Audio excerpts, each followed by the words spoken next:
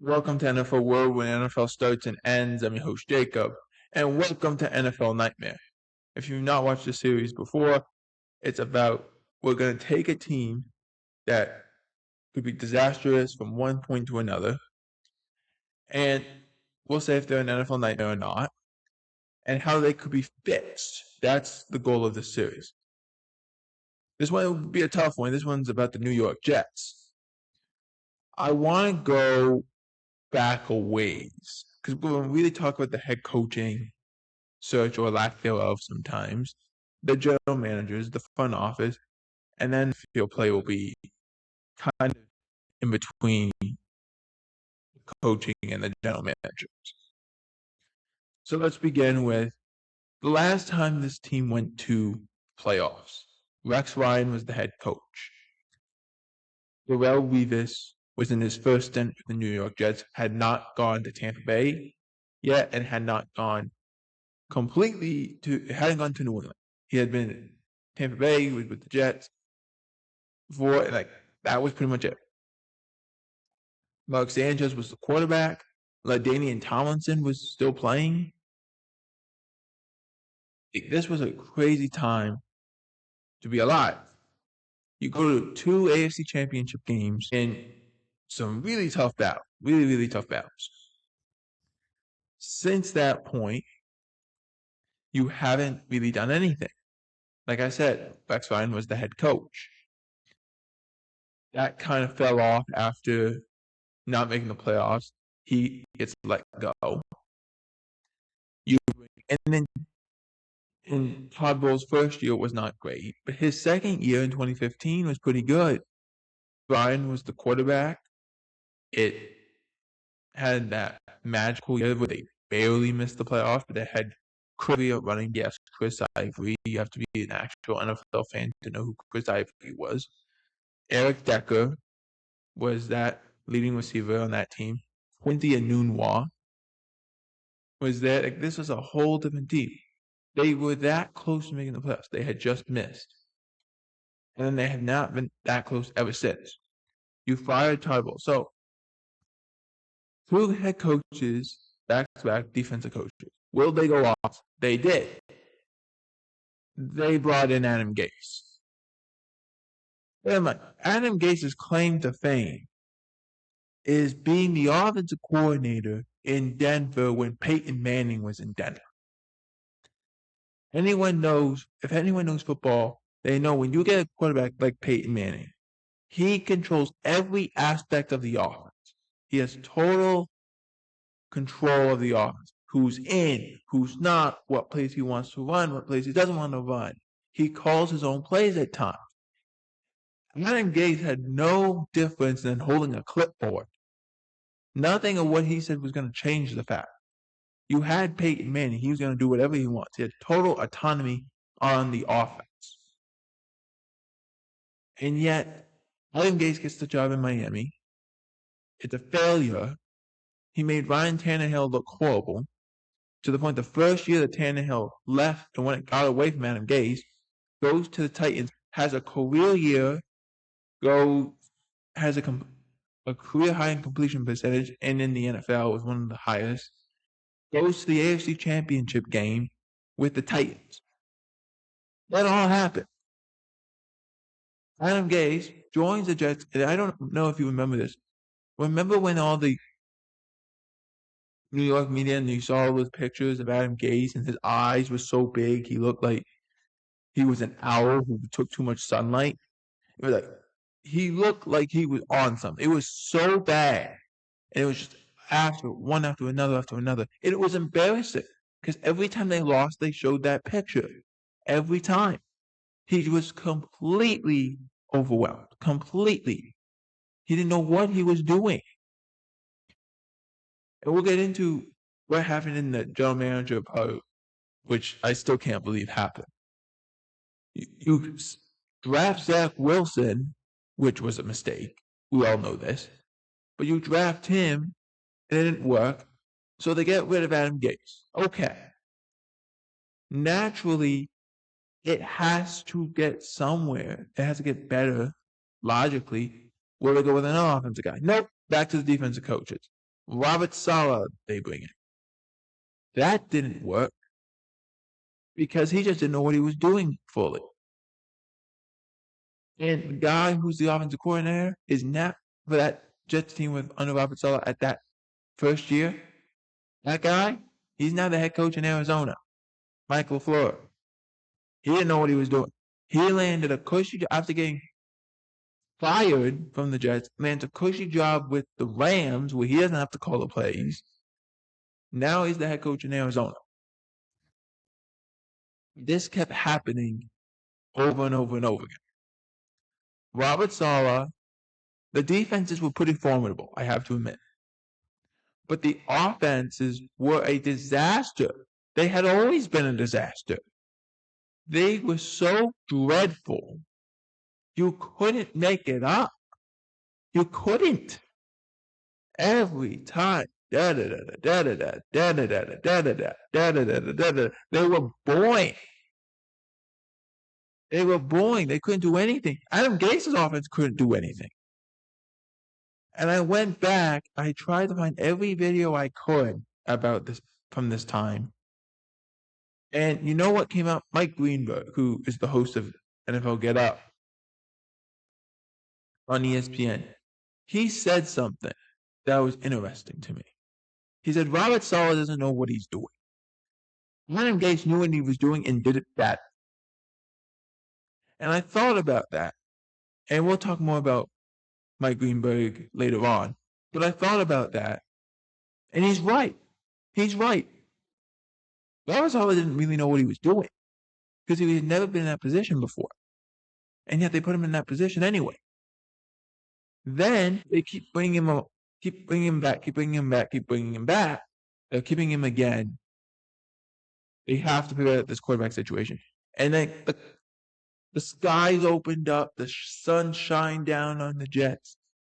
Aaron Rodgers gets traded to the Jets. And it was like, oh, the Jet fans came out. They were doing like the peanut dance that Snoopy was doing. It was insane. They were so happy for all of like 5 minutes. Remember that game on Monday night between the Bills and the Jets?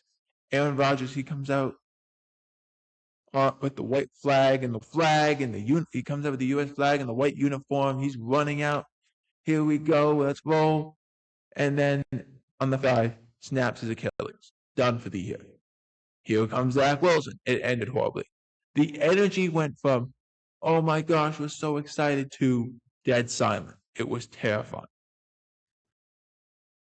Then he comes back the next year because they gave, again, Robert Saleh another mulligan.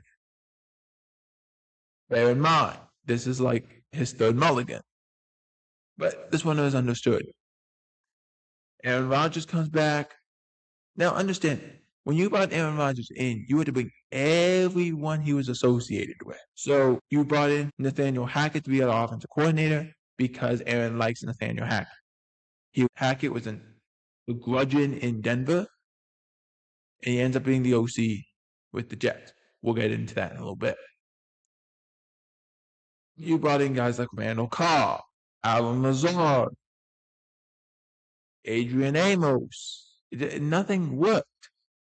And then in his second year, when he's playing, the offense is terrible. The defense is actually only giving up about 15 points a game, but the offense could only score like 10. So it didn't matter. Then you end up forcing a trade for Devontae. Yeah, Wilson goes from the first string receiver to like the third string receiver because you keep trying to force Alan Lazard to be the first string receiver. You can't run the football. The offensive line was a disaster. Aaron Rodgers is getting hit. He can't move because of this Achilles injury. The defense was actually pretty good. And what did they do halfway through the year? Not even halfway through. A couple weeks into the year, they fire Robert Saleh after the offense was bad, but the defense was really good. And they promote the defensive coordinator. And not to make it even worse, they gave the play calling duties from the offensive coordinator to Todd Downing, whose best game that he ever coached when he was calling plays was when he was drunk. The defense got substantially worse, and yet they blamed it all on Robert Saleh. I never understood the firing, and I still don't understand it. I understand why not keeping him around. I get that. I don't understand why firing the defensive coach for an offensive issue. It made no sense to me. It was early enough in the year you could have brought somebody in. But instead, you decided, no, we're going to keep Nathaniel Hackett here, and you create this weird dynamic of he's calling the plays, going in, but then he's also all over the place. It didn't work. It failed to the point that at the end of the year, no one was brought back on the coaching staff. That was understood for good reason. I'll give one example. The example being when the Jets played the Patriots, the Jets had to burn 3 timeouts in the first quarter. They couldn't get a play in, and when they got the play in, they couldn't get the snap off. They burned 3 timeouts in the first quarter. They couldn't do anything. It got so bad, they basically fired the whole coaching staff. The entire coaching staff was fired. Goodbye. See you later. They cut Aaron Rodgers, and Rodgers ends up being the quarterback in Pittsburgh. So you think, okay, who's going to be the head coach now? Hopefully they go offensive guy. Nope. They're going to go defensive guy. Glenn. First time head coach. Again, I don't know why we keep the trade for defense.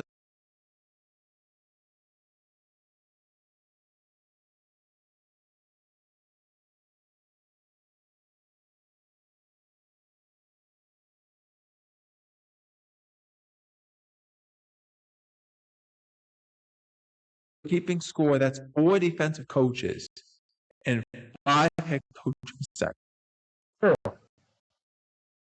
And your offense is the issue. And then you keep hiring defensive guys. Makes no sense. And Aaron Glenn comes in. He's going to be the guy. And he brings in all these assistants. And his quarterback's going to be Justin Fields. Justin Fields, Tyrod Taylor. That's the quarterback 1, QB 2. It failed so badly. Offense was a joke. It was bad. They legit had Justin Fields just throwing to Garrett Wilson every time. Garrett Wilson, I think, got injured either week 7 or week 9 and didn't play the rest of the year.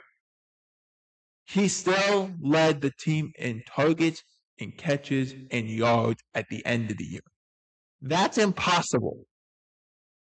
That is impossible. You cannot be that bad. The run game was the best part of this team. You cannot be this bad. The offensive line was a joke. Justin Fields looked completely out of whack. When they ended up trying to go to Tyrod Taylor, who was the human crash test dummy of the NFL, he always gets hurt. So then they would go to Justin Fields. He was not playing well. You end up going to an undrafted quarterback of that class who couldn't play anything. And he was undrafted in a class that was already a weak draft class for the quarterback position. They couldn't do anything. They were disaster to the fullest extreme on the offensive side. Defensive side, they were a complete joke. It was pathetic. They didn't have an interception the entire year. There's teams that have gone winless that had more interceptions than they did. The NFL has tracked interceptions since 1933, okay? 93 years. They have tracked them. Not one time has a team never had an interception. Never not had an interception. Not once. Except this 2025 Jets team. Wow. They only had 7 turnovers the entire year. I think they had 4 to 7 fumbles. That was it. They didn't do anything. They were a disaster on defense. You trade away your 2 best stars. Remember, we did a video this past summer on Sauce Gardner and Garrett Wilson getting paid. That happened in, I think, July or August. By November, they traded Sauce Gardner to the Colts for a 2026 first-round pick and a 2027 first-round pick. Okay, it was a great trading him, paying him. What were they doing? They did the same thing to Quinn Williams. They traded him to Dallas for a 2026 second-round pick and a 2027 first-round pick. Why? Why would you do that? They were both under contract for not just this year, but for multiple years after. Quinn Williams, I think he had 2.5 years left when he got traded. So he's got 2 years left. Sauce Gardner just got extended. Why would you trade him? To get the more picks, which you still have to hit on. You still have to make these picks happen. It made no sense to do it. It just didn't make any sense at all. Your defense, you had, but you were so bad. You're so bad at losing, but you cost yourself the first overall pick. Now you have the second overall pick, and a draft class that only has one quarterback, the first round quarterback. He's just not. So why did they do that? Why is it that bad? So it doesn't matter how many chances you have to pin the tail on the donkey if you can't hit the donkey. It doesn't matter. I don't care if you have 2 first-round picks, 3 first-round picks. I don't care. If you can't hit on it, if you can't get it done, position, it made no sense. It doesn't make any sense. You can't be worse. Fired, I think it was 8 assistants? 8 assistants. You kept that coach, but you fired 8 assistants at the end of the year. Bear in mind, they fired their 8 assistants after everybody had hired their assistants. So they had no one to really talk to. They ended up hiring Frank Reich as the offensive coordinator because they had nobody. Because they fired all their assistants a week after everyone hired their assistants. You can't make this stuff up. And it gets worse. It's not just at the coaching ranks, it's at the general manager ranks. Remember, we brought up Mike Green and talking about it. During the Adam Gase era, they had this general manager by the name of Mike McCagnan. Mike McCagnan was not a great general manager. And normally at the end of the year, those guys get fired. But he was kept around. And he went through the entire free agency period, the entire drafting process, the whole thing. In May, Adam Gase spoke to the media and said, yeah, we have a great relationship. Me and Mike McCagnan were really tight. And then 5 days later, they fired Mike McCagnan. In May, after he spent over $100 million in free agency, after he drafted the next generation of New York Jets, he gets fired. For what? It didn't work. It made no sense of why they did it at that point. Why was Adam Gase still the head coach? We still didn't know. But why was Mike McCagnan let go in May and not December of the previous year? Made no sense. Why was he let go in May and not January? Why was he let go in May and not February? Why? It made no sense at all. Then they bring in Joe Douglas on a 6-year contract. He goes 5 years, then they fire him because it didn't work. Like it's on and on and on and on and on. It's just, what are you doing? It made my head blow up every week. It was ridiculous. It goes all the way to the top with the ownership. The ownership. Woody Johnson and Christopher Johnson. Woody Johnson became the ambassador of the United States. How do I say this? He became the U.S. ambassador for the United Kingdom, is what I meant to say. So Christopher Johnson took over. And he said, I'm going to get to the bottom of why we've been bad all these years. He said that, so when Woody Johnson left, 2 years it took him to figure out and make his first move. What was he doing in that 2-year time frame? Was he baking cookies? What was he doing? It made no sense. It was a complete when I talked about trading Sauce Gardner, trading Quinn Williams. You still have to hit on those draft picks. They just have no rap sheet to tell you they can hit on their draft picks. They don't. They don't. There's other teams that do. But they don't. So why are we giving him that much credit? I don't understand this. Is this an NFL nightmare? Yes, absolutely. Can you fix it?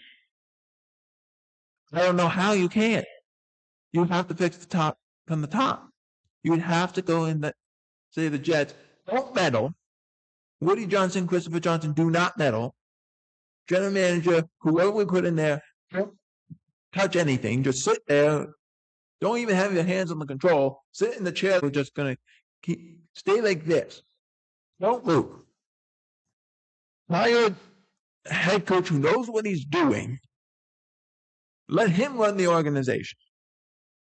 Then you'll have a chance to win. Let him make the decisions. Bring somebody in like that. The last time they had a coach who did that, Bill Parcells.